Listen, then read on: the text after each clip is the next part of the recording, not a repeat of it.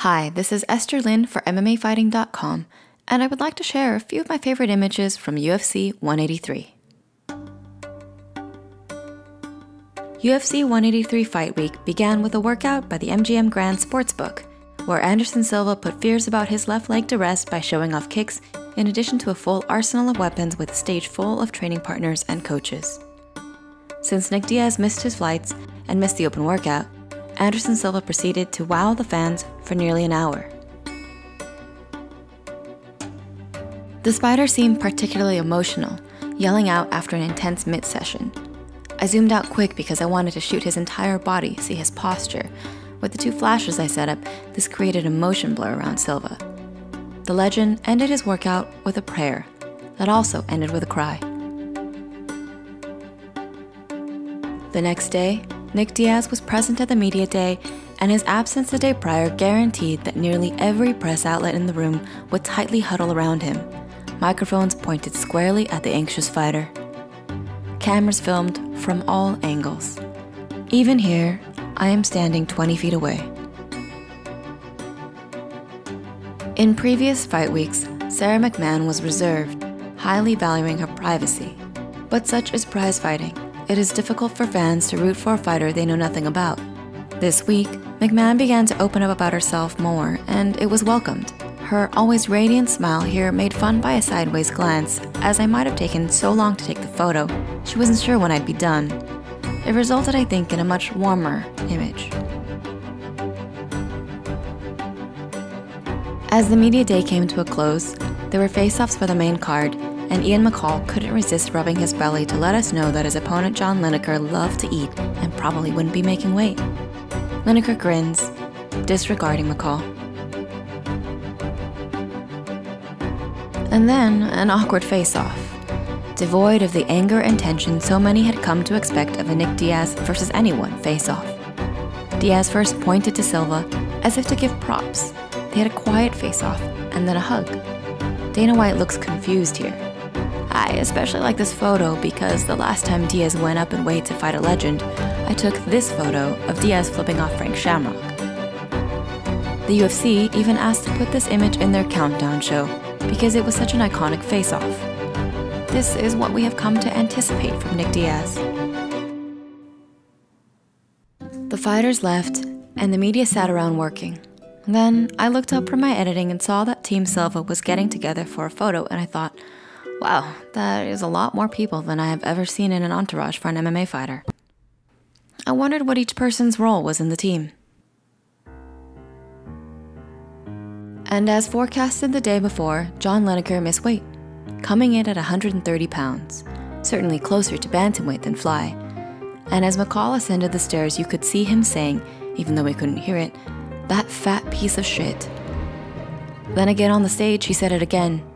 He was very understandably angry. While Joe Lozon weighed in for his bout against Al Iaquinta, Ray Longo, middleweight champion Chris Weidman's head trainer as well, walks up to Dana White to presumably apologize or discuss Weidman's injury as news had broken about the cancellation of the main event prior to the weigh-in. What was said in this exchange? Kelvin Gastelum approached the scale. Body partially rehydrated, but face still very gaunt, pale, and eyes narrow, sickly. He looked terrible. We had heard he'd been to the hospital in the morning after having suffered through the flu all week, and the doctor had ordered him to rehydrate. Here, he weighed 180 pounds. But it didn't feel right to be upset with him. When Nick Diaz weighed in, he looked around. Then in a short moment, he looked forward through the crowd and someone's flash went off, enabling me to get this. I love his shadow looming behind him, the darkness waiting. Another lukewarm face-off, and at this point I'm worried. Does Nick Diaz want to be here? Is there something wrong? Will the fight be as exciting as I'm hoping if there isn't the expected animosity? Their face-off again finished with a hug where I feel I am overanalyzing Diaz's lack of expressions. But he does seem uneasy, more so than usual. Maybe my fears are allayed when he raises his arms in what I think of as the signature Nick Diaz pose. That night, many of us from MMAfighting.com attended the Fighters Only World MMA Awards. I had a lot of fun sitting with my colleagues heckling and booing ourselves when mentioned. We were proud that our very own Ariel Helwani won Journalist of the Year. Congratulations, Ariel. We didn't win for Media Outlet of the Year, but we had fun anyway, since we almost never get so many of our team to all be in the same city. Here is Mark Raimondi, Ariel, Luke Thomas, and our editor, Brian Tucker, squeezing in for a post-award show selfie. Best thing for a bruised ego is food and drink, so I took my colleagues to one of my favorite spots in Las Vegas' Chinatown, an izakaya called Ichiza. We ate so much food and finished the night with this confection, honey toast, which is essentially ice cream and honey atop half a loaf of bread. It sounds simple, but it is wonderfully comforting. It's fight night, and Ian McCall says it's time for some good old-fashioned fisticuffs. There seems to be this common feeling after battles that go the distance, this camaraderie that melts away all the hostility before the bout over weight and shit talk, even if it's only temporary. While I'm sure today, the bitter disgust has returned, for that moment after the fight, McCall and Lineker can shake hands and respect each other for having fought their best. This look. It doesn't really matter who it is. This look makes me sad.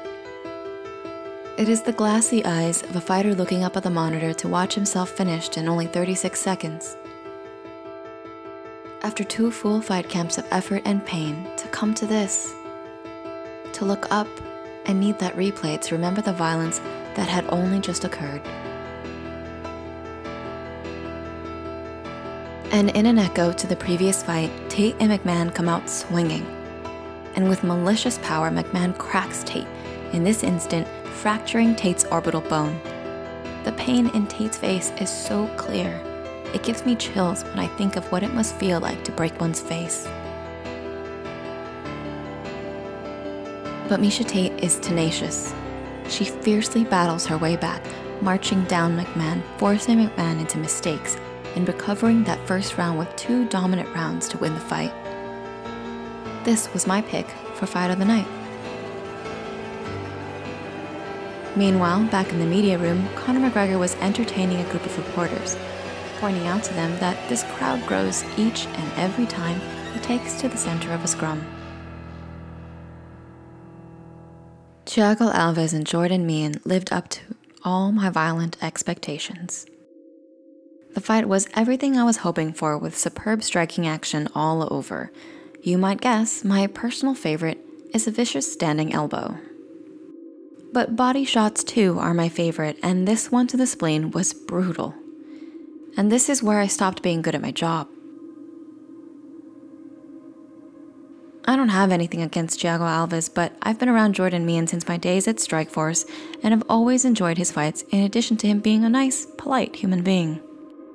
So when I saw Jordan Mein wincing in pain, and I had that perfect view, I found myself watching instead of shooting. After the fight, I was searching through my shots for that very distinct memory I had of Mein's pain, but found that I had lapsed, and what I remembered so clearly in my mind, that ache, was only that, in my mind, and not in a photo. I don't think there was any doubt that Iaquinta and Lozon would be a fun fight, and it was, full of agonizing strikes and ending with Lozon stumbling about the cage trying to survive the onslaught. This bout gave me my best punch face of the night that brings me simultaneous pride for my timing and sheer terror at the physical and mental injury of such a blow. The lights dim, and now it's time for the main event. The Spider walks out, and as he passes, he exhales hard. The many cameras and lights pointed are not here. Silva ascends the stairs, as he always has. Nick Diaz is waiting in the cage, shadowboxing in that hard light as he always does before a fight, pacing back and forth. Anderson Silva stands across from Nick Diaz, his first adversary in a year, his first foe since breaking his leg in this cage, in this very arena. And then the fight begins. Any fears I had about Nick Diaz not being himself were quickly erased when Diaz began to taunt Anderson Silva and the crowd erupted. Nick laid down, turned his back to Silva, peeked over his shoulder. Diaz put himself against the cage and repeatedly tried to goad the counter-striker into a brawl. Surreal. And they fought. Anderson Silva lunged forward and tagged Diaz repeatedly, and each time he came in close enough, Diaz returned the favor. Despite all the wackiness, this was a heated contest. And in the end, Anderson Silva was victorious. Though here, he wanted to thank Nick Diaz for the hearty contest, for the competition and the fire. As Silva reminded the audience that Diaz brought a good fight, Nick put his arms in the air in triumph. And again, they embraced. The impassioned legend was bursting, emotions overflowing, and Silva had to take a moment in the center of the cage for himself, as the cacophony of cameramen, photographers, commissioners, and fight staff bumbled around him. Nick Diaz left the octagon, the video light pointed squarely in his cut left eye. Diaz stares back at the light. No, through it, past it. At the post-fight press conference, Miesha Tate discussed her orbital fracture and shielded her face, noting that the bright light was acutely painful. Even so, she was in good spirits, as she'd won her fight and inched closer to a bid for the bantamweight title. Anderson Silva then came out and repeatedly answered the same question about whether Silva would fight again with the same answer, that he would return to his family, rest, and discuss it at home. After Dana White left, Silva took to the podium and asked if there were any questions for Black Dana. In retrospect, I suppose we would have wanted to ask him about the pending drug test results that would pin him for steroids. A legend who was champion for so long, whose dominance over so many noted cheaters was one of his many endearing traits.